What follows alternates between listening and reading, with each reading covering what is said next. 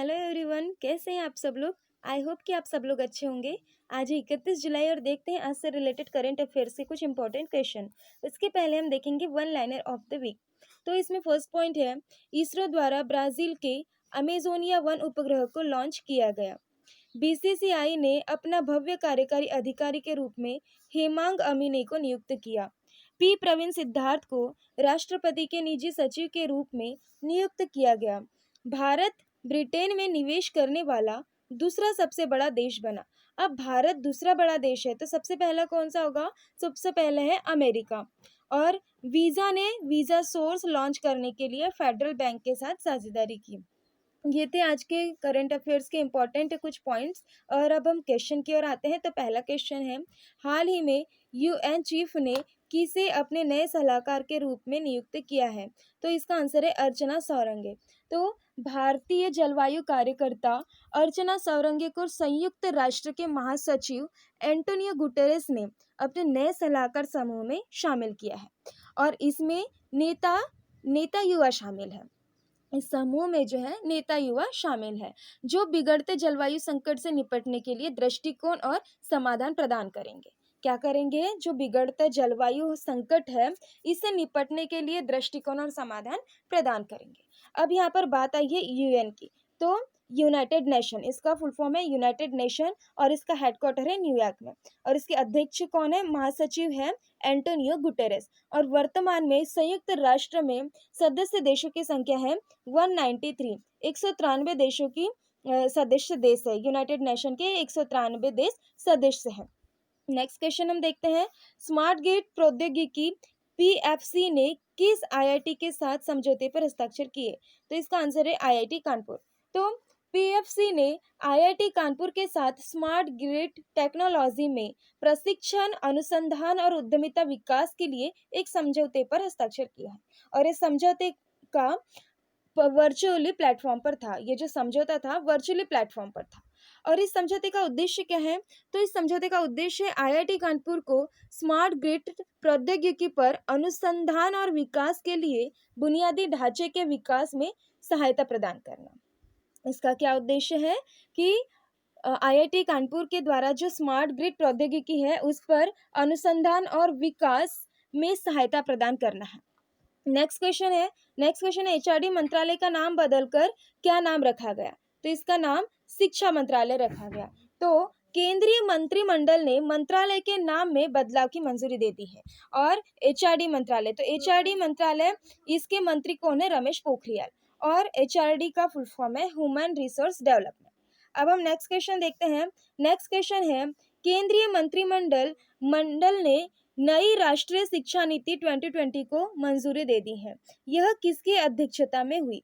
केंद्रीय मंत्रिमंडल ने नई राष्ट्रीय शिक्षा नीति 2020 को मंजूरी दे दी गई है। और यह किसकी अध्यक्षता में हुई है?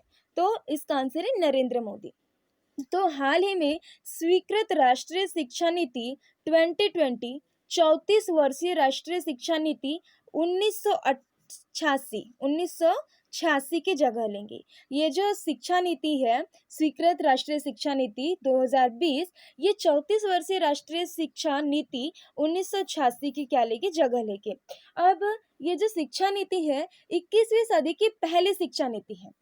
राष्ट्रीय शिक्षा नीति 2020 जो है वो 21वीं सदी की पहली शिक्षा नीति है। और इस शिक्षा नीति का उद्देश्य क्या है? इसका लक्ष्य क्या है? तो स्कूल और उच्च शिक्षा दोनों क्षेत्रों में सुधार करना इसका क्या है? लक्ष्य है।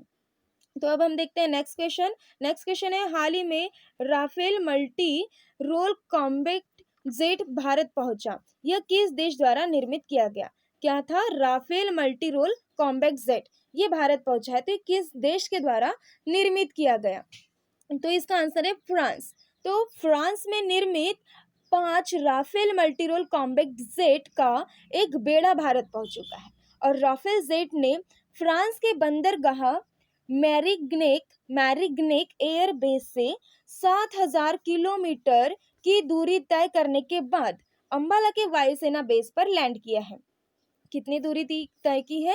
तो 7,000 किलोमीटर की क्या की है? दूरी तय करने के बाद में अंबाला के वायुसेना बेस पर लैंड किया है। और कहाँ से इसने टेकअप किया था? तो इसने किया था मैरिग्नेक एयरबेस, मैरिग्नेक एयरबेस जो कहाँ है? फ्रांस में है। तो इसने कहाँ कहाँ पर लैंड किया है? अभी अंबाला के वायुसेना बेस पर लैंड किया है 7,000 किलोमीटर की दूरी तय करने के बाद।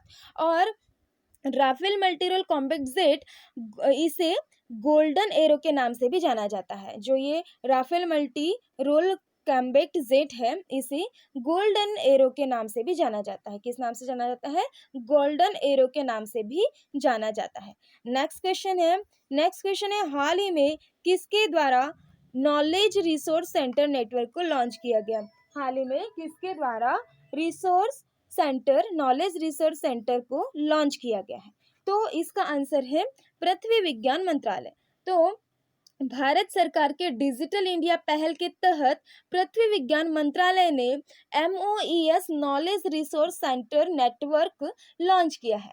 अब MOES ने MOES प्रणाली की पारंपरिक स्थितियों को शीर्ष नॉलेज रिसोर्स सेंटर में बदल दिया है। जो MOES है, MOES ने MOES प्रणाली की पारंपरिक स्थितियों को शीर्ष नॉलेज रिसोर्स सेंटर में बदल दिया है। अब हम देखते हैं नेक्स्ट क्वेश्चन है हाल ही में किसके द्वारा चिकित्सा उपकरण पार्कों की स्थापना के लिए योजनाओं का शुभारंभ किया गया? हाल ही में किसके द्वारा चिकित्सा उपकरण पार्कों की स्थापना के लिए योजनाओं का शुभारंभ किया गया? तो इसका आंसर है सदानंद गौड़ा। तो सदानंद गौड़ा जो केंद्रीय रसायन और उर्वरक मंत्री, केंद्रीय रसायन और उर्वरक मंत्री DV सदानंद गौड़ा ने देश में थोक दवाओं और चिकित्सा उपकरणों के पार्कों के घरेलू विनिर्माण को बढ़ावा देने के लिए 4 योजनाओं को शुभारंभ किया है। किसके लिए किया है? तो थोक दवाओं और चिकित्सा उपकरणों के पार्कों के घरेलू विनिर्माण को बढ़ावा देने के लिए ये योजनाओं का शुभारंभ किया गया है। तो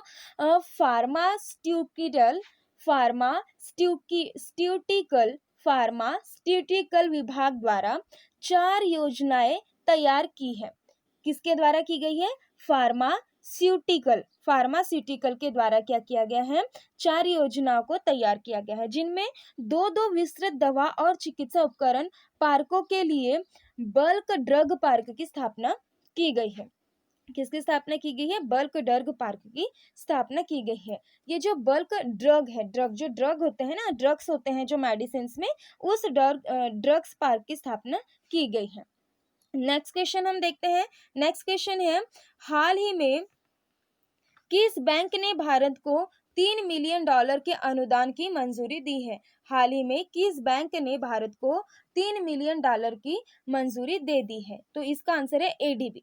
तो एशियाई विकास बैंक ने कोविड-19 महामारी के प्रति सरकार के आपातकालीन प्रतिक्रिया का समर्थन करने के लिए अपने एशियाई प्रांत आपदा प्रतिक्रिया कोष से भारत को $3 अमेरिकन मिलियन के अनुदान को मंजूरी दी है। कहाँ से दी है? तो एशिया प्रांत आपदा प्रतिक्रिया कोष से। कहाँ से दी है? तो एशिया प्रांत आपदा प्रतिक्रिया कोष से भारत को $3 अमेरिकन मिलियन के अनुदान को मंजूरी दे दी है। किसके द्वारा दी गई है? ADB बैंक के द्वारा। तो इसकी स्थापना कब हुई थी? तो 19 दिसंबर 1966 को इसकी स्थापना हुई थी। और इसका हेडक्वार्टर कहाँ है? फिलीपींस में इसका हेडक्वार्टर है। इसके अध्यक्ष है मात्सुगु असाकावा ADB बैंक के अध्यक्ष है।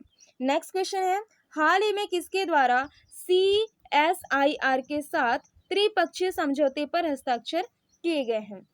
हाल ही में किसके द्वारा CSIR के साथ त्रिपक्षीय समझौते पर हस्ताक्षर किए गए हैं? तो इसका आंसर है विभा और UBA IIT दिल्ली। तो इसके दोनों ही आंसर होंगे, विभा और UBI IIT दिल्ली। तो उन्नत भारत अभियान, ये जो UBI है इसका फुल फॉर्म है उन्नत भारत अभियान। तो उन्नत भारत अभियान IIT दिल्ली और विजना भारती नई दिल्ली ने CSIR के साथ एक त्रिपक्षीय समझौता ज्ञापन पर हस्ताक्षर किया है। किसके साथ किया है? तो CSIR के साथ में समझौता ज्ञापन पर हस्ताक्षर किया है। इसके द्वारा UBA के लिए CSIR ग्रामीण प्रौद्योगिकियों तक पहुंचने का प्रदान करेगा। तो इसके द्वारा क्या होगा, इसके द्वारा UBA के लिए CSIR ग्रामीण प्रौद्योगिकियों तक पहुंच प्रदान करेगा।